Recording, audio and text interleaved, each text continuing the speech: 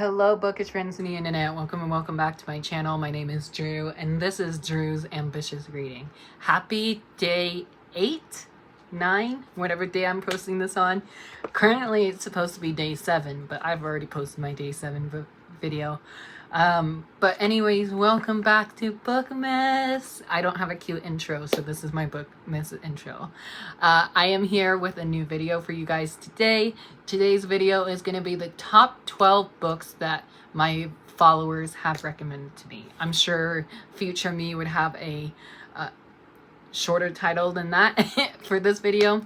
But I just been in the mood to film a whole lot for you guys today, so I'm here with some video ideas to film. I'm also, after this video, gonna finally, now that I have one of my books with me, finally announce my book club announcements coming later this month, so look forward to that. I am in the middle of a weekly reading vlog for you guys, so look forward to the vlog. There's so many exciting things coming your guys' way. I hope you've been enjoying this as much as I have. I actually need to move you guys up a little bit to get my other sticky. Here, hold on a second. I'm gonna move you guys because I need these sticky notes that are underneath you guys.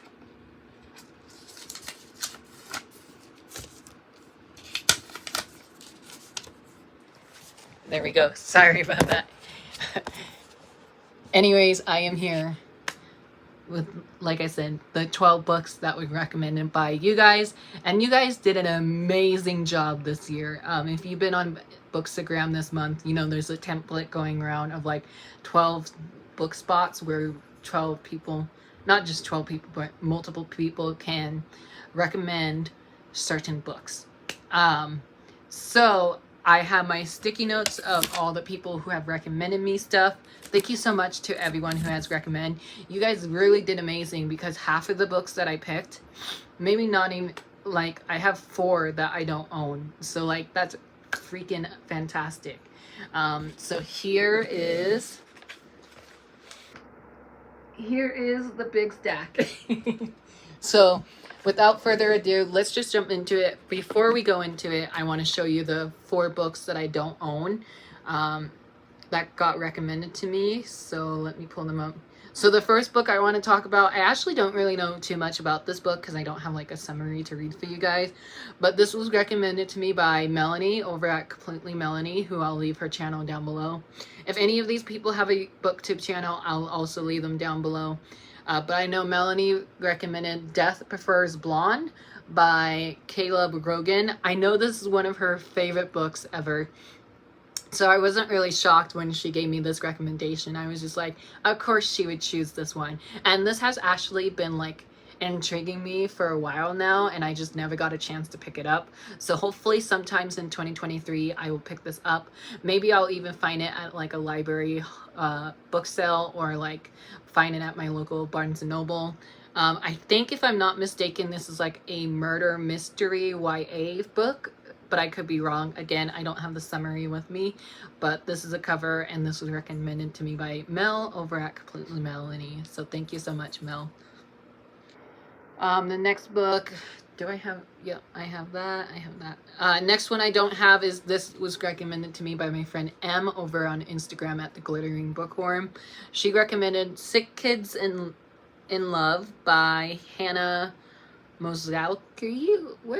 I'm so sorry if I butchered that. I know I did. This is another YA contemporary novel. As you guys know, I haven't really read a whole lot of contemporary novels this year, so I was really excited when you guys recommended some like contemporary, some fantasy, and yeah, this is one that I don't know too much about either, just because, again, I don't have a summary of it in front of me. But this is a cute cover, and I definitely will try and check it out. I don't know if I will get to it in 2023 because it doesn't seem too appealing to me, but I know it's my friend's Emily's favorite book, and that's why she recommended it to me. Do I have anything else? I thought I had 2 more. Hold on. Oh yeah. One of them, I don't know who recommended me this. The Shadow? No. Spellbound Queer. I don't remember your name. I'm so sorry. But they recommended me another contemporary novel.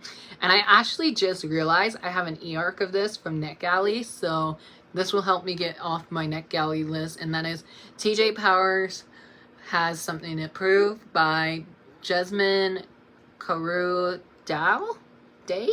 I'm so sorry for butchering it.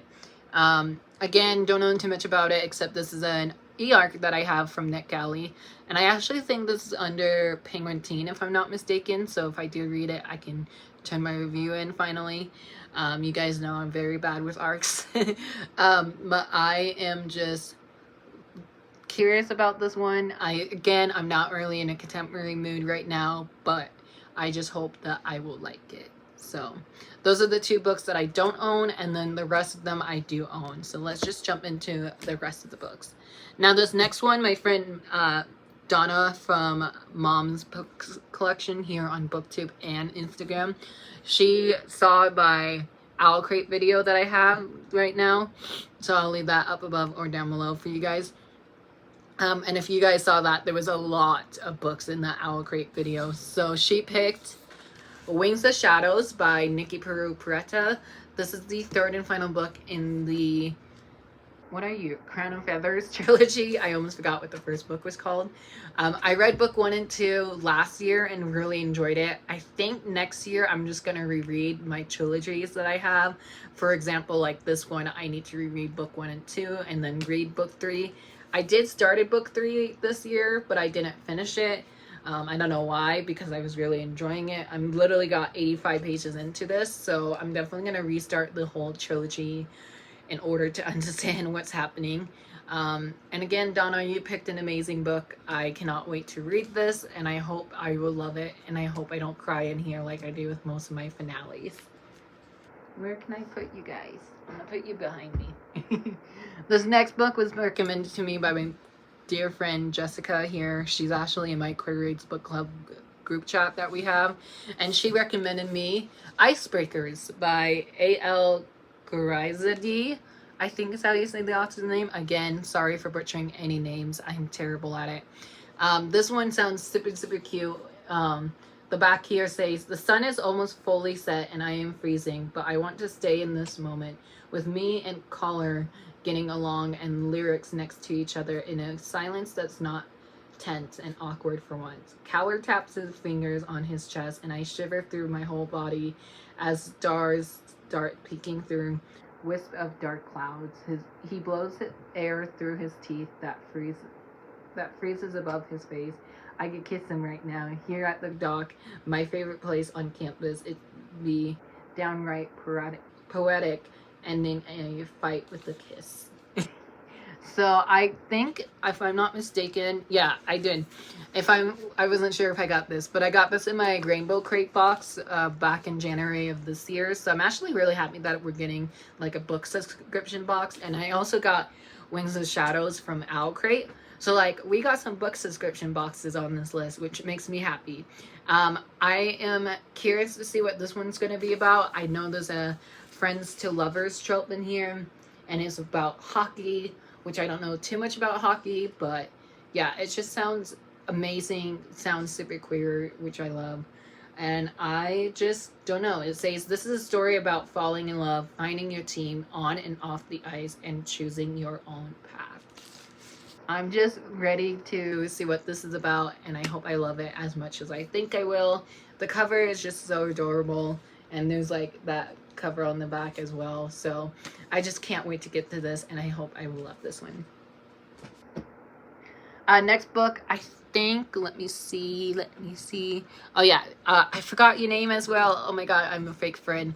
But at the Shadow Booker on Instagram, who's the one that inspired this book template, recommended me The Other Side of the Sky by Amy Kaufman and Megan Spooner.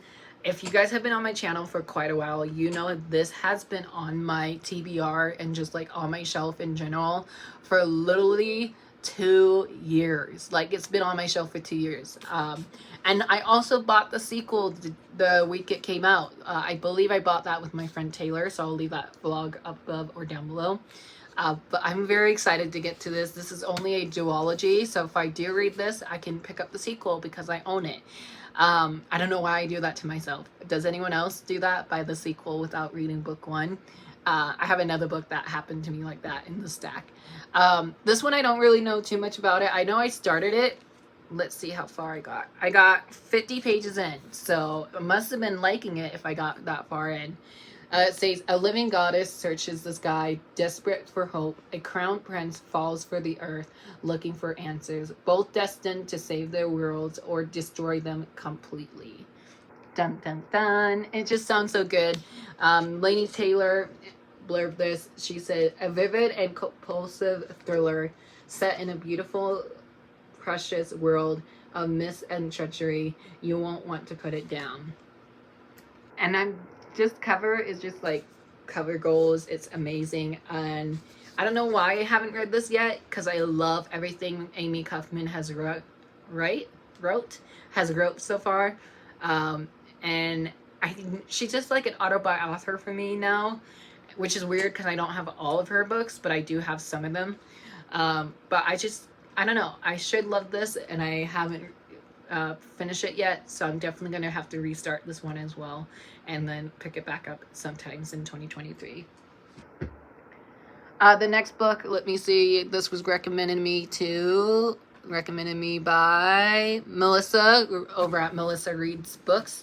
Thank you so much. This is a definitely like darker / different book than I usually read, but it's like one of my pre-orders that I made for 2022. And that is The Weight of Blood by Tiffany D. Jackson. I am nervous for this. I would say I'm nervous for this the most. Not only just because it's different genre, different type of book for me, but I loved everything I read by Tiffany D. Jackson so far. I have this one and Let Me Hear a Rhyme to read left by this author, and I just don't want to finish these books, because once I do read them, I'll be done with them in like a day or two. If I'm not mistaken, this is a Carrie retelling or like a reimagining of Carrie. So I'm curious to see what that's going to be about. It just looks spooky. It sounds spooky. I know I try to read this again. I try to read this and I just keep putting books down this year. I don't know if anyone else has that same problem.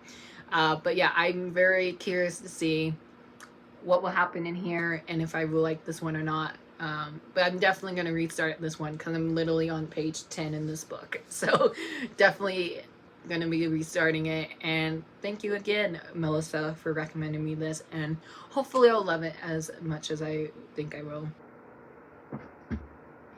The next book, The Lovely...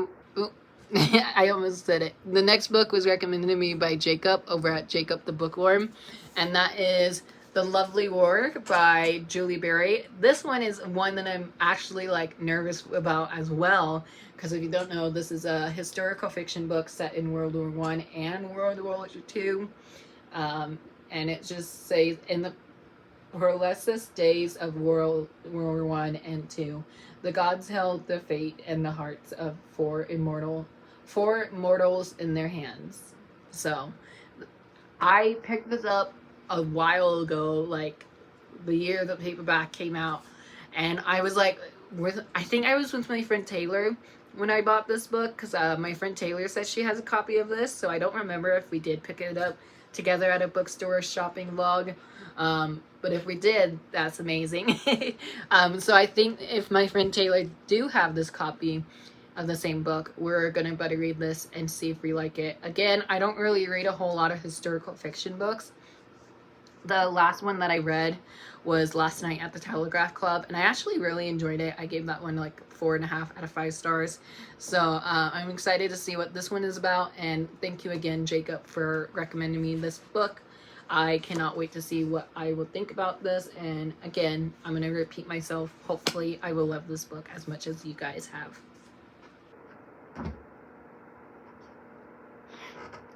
Getting down to the final 3 books on my stack, I have This one was recommended to me by Manda at Manda the Bibliophile. They have recommended me this throughout the whole year, but also just with this book template that I have, and that is A Magic Steeped in Poison by Judy Island. And I actually been meaning to read this one for quite a while now as well. This one came out earlier this year in April. It was Jan from Jan Agneton's book club pick earlier this year, and I just haven't got around to reading it. And I just know this cover is gorgeous. Like, can we just take a moment and appreciate it? Like, and then book 2, I saw the cover of it at Barnes & Noble. I knew it was the second book in the series, but I haven't read it yet. And so this is also on my 5-star prediction list, which I'll leave that video up above or down below.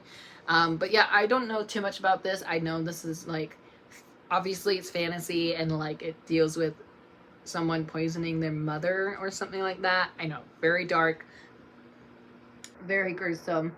But I hear nothing but amazing things about this, and I cannot wait to read it in 2023. And again, I do have the sequels, so if I do love the first book, I can just pick up book 2 and complete the duology next year.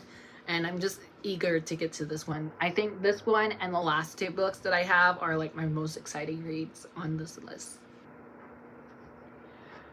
So the last 2 books I'm going to show at the same time because A, they're both very different but set in the same genre, and B, they're both recommended by the same person, my friend Sammy over at Books and Dogs and Coffee, I believe.